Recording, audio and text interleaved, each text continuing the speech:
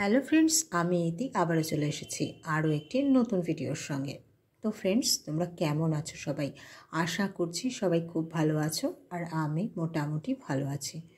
তো ফ্রেন্ডস, সকাল সকাল চলে এসেছি দেখো জানালার কাছে, কারণ এই জানালার কাছে ভুতুর বাবা আবার কাল রাতে রেখে দিয়েছিল কিছু শাক সবজি। তো সেইগুলো রোদ উঠতে না উঠতেই আমাকে সরাতে হবে, কারণ এইগুলো আবার রোদ পড়লেই শুকিয়ে যাবে। তো দেখো, এই যে শাক সবজি এগুলোকে এখন আমার গোছাতে হবে, ঘরে নিয়ে যেতে হবে। আর বাইরেটা দেখো, রোদ্দুরটা কীরকম ঝলমল ঝলমল করছে। তো যাই হোক, এই জানালাটার কাছেই আমি বেশিরভাগ সময় আসি, তোমাদের সঙ্গে এই জানালাটাই আমি বেশিরভাগ সময় দেখাই, যেহেতু আমার এই ভাড়া ঘরে জানালা কিন্তু তেমন একটা ভালো নেই, কারণ এটা দিয়েই রোদ্দুরটা ভালো দেখা যায়। সেই কারণে এই জানলাটাই তোমাদের সঙ্গে আমি বেশি শেয়ার করি। তো যাই হোক, চলো এখন শাকগুলো একটু তুলে নিই। এই যে গতকাল রাতে নিয়ে এসেছিল লাল শাক, আর এই শাকগুলো ভুতুর বাবা এখানকার একটা বাজার থেকে নিয়ে আসে। সেই বাজারটাতে সবসময়ই টাটকা শাক সবজি পাওয়া যায়। আসলে ওইখানে চাষিরা নিজেদের ক্ষেতের সমস্ত সবজি এনে বিক্রি করে, আর ওখানে একটু দামটাও কম নেয়। তো সেখান থেকেই ভুতুর বাবা নিয়ে আসে। আর এইদিকে দেখো, আমি বসিয়ে দিয়েছি রান্নাঘরের ডাল। আজকে করছি লাউ ডাল। আজকে আমি তোমাদের সঙ্গে শেয়ার করব চিলি চিকেন রেসিপি। তো দেখো, একটা ফ্রাই প্যান আমি বসিয়ে দিয়েছি, আর তার মধ্যে আমি কিন্তু ম্যারিনেট করে রাখা চিকেনগুলোকে আমি এখন পকোড়া হিসেবে ভেজে নিচ্ছি। আর এই পকোড়ার জন্য আমি বোনলেস চিকেন নিয়েছিলাম। সেই চিকেনকে আমি লেবুর রস, ভিনিগার, চিলি পাউডার, গোলমরিচ গুঁড়ো, আদা রসুন বাটা, নুন, একটা ডিম এবং কর্নফ্লাওয়ার দিয়ে আধ ঘন্টা কিন্তু মেখে রেখে দিয়েছিলাম। তারপরে সেগুলোকে আমি এই যে পকোড়া করে ভেজে নিলাম লাল লাল করে। তারপরে এই পকোড়াগুলোকে আমি এখন কিন্তু তুলে নেব।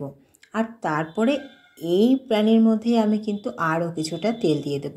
আর তারপর এর মধ্যে আমি কেটে রাখা পেঁয়াজ, এই যে একটা পেঁয়াজকে আমি 4 টুকরো করে নিয়েছি। তো আমি এই চিলি চিকেনের জন্য মাত্র 2টো পেঁয়াজ নিয়েছি, আর তার মধ্যে আদা রসুন কুচি, লঙ্কা কুচি দিয়ে ভালো করে আমি নেড়ে ভেজে নেব। আর তার মধ্যে এবার দিয়ে দিলাম ক্যাপসিকাম কুচি। দেখো, আমি টুকরো টুকরো করে কেটে নিয়েছি ক্যাপসিকামগুলো।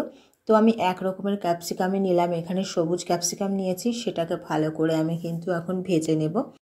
এবার আমি এর মধ্যে দিয়ে দেব একটু নুন, আর দিয়ে দেব একটু কাশ্মীরি লঙ্কার গুঁড়ো।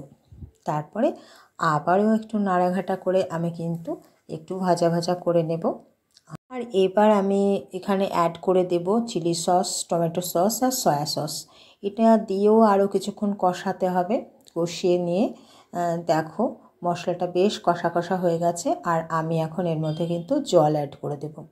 জল অ্যাড করে দিয়ে আবারও একটু নেড়ে চেড়ে দেবো, মিশিয়ে দেবো মশলাটাকে। তারপরে টকবক দিয়ে ফুটতে দেব, যতক্ষণ না ঝোলটা টকবক করে ফুটে ওঠে। ঝোলটা ফুটে উঠলে এর মধ্যে আমি দিয়ে দেব ভেজে রাখা পকোড়াগুলো। তারপর আরও কিছুক্ষণ আমি ঝোলটাকে ফুটিয়ে নেব। তো দেখো, আমি পকোড়াগুলো দিয়ে দিলাম, আর এবার আরও একটু নাড়াচাড়া করে আমি মিশিয়ে দেবো পকোড়াগুলোকে ঝোলের সঙ্গে। এবার ঝোলটা একটু ফুটে উঠলেই তার মধ্যে কিন্তু আমি একটু কর্নফ্লাওয়ারকে একটু জলে গুলে নিয়ে মিশিয়ে দেব। তো এটা মিশিয়ে দেবার পর কিন্তু ঝোলটা খুব তাড়াতাড়ি ঘন হয়ে আসবে, আর আমরা ঘনত্বটা ততটাই রাখবো যতটা আমরা চাইছি, নিজেদের প্রয়োজন অনুসারে। তো যাই হোক, দেখো চিলি চিকেন কিন্তু একদম রেডি হয়ে গেছে। আর আমি এভাবেই চিলি চিকেন করে থাকি সবসময়। ভূতু চিলি চিকেন খেতে ভীষণই ভালোবাসে, আর মাঝে মাঝেই ওর জন্য আমার কিন্তু চিলি চিকেন বানাতে হয়। তো যাই হোক, দেখো চিলি চিকেন কিন্তু একদম রেডি। আজকের রেসিপি তোমাদের কেমন লাগলো কমেন্ট করে জানিও।